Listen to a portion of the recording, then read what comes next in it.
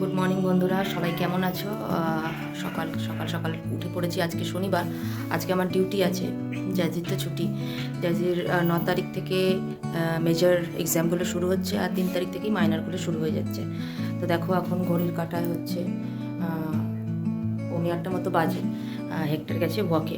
ওর তো অনেকটা বেশি শারীরিক কন্ডিশনটা একটু বিগড়েছে। থাইরয়েড হাই হয়েছে, কোলেস্টেরল হাই হয়েছে, সেই জন্য ওকে একটু ওয়াকে যেতে হচ্ছে। আর এদিকে রাতে আমন্ডস ভিজিয়ে রেখেছি, আর জোয়ান জল এগুলো এসে ও খাবে।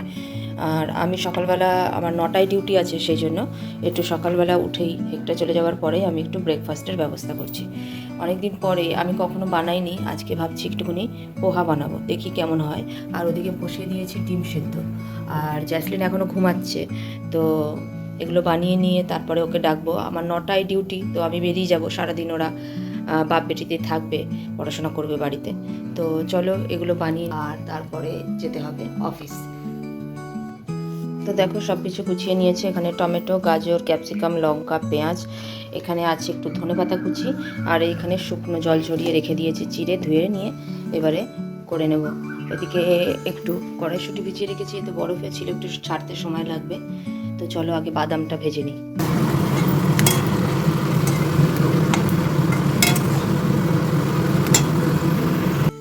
দেখো, আমাদের অলমোস্ট চিড়ের পোহা অলমোস্ট তৈরি হয়ে গেছে, একদম ঝুরঝুরে। জাস্ট দুবার ধুয়েছি শুকনো চিড়েটাকে জল দিয়ে, আর সাথে সাথে জলটা স্ট্রেন করে দিয়েছিলাম। চলো, ওদিকে ঘড়ির কাঁটায় সকাল 8টা বাজতে যাচ্ছে। এবার আমাকে রেডি হতে হবে, হেক্টরে চলে আসবে এক্ষুনি। তারপরে ব্রেকফাস্ট করে আমি যাব অফিস। আর এদিকে ম্যাডাম ঘুমাচ্ছে এখনো। জাজু, এই জাজু, জাজু, এই জাজু, উঠবি না নাকি? উঠে পড়ো।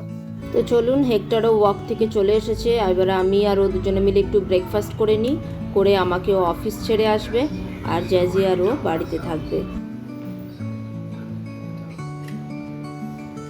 কি বলো তো?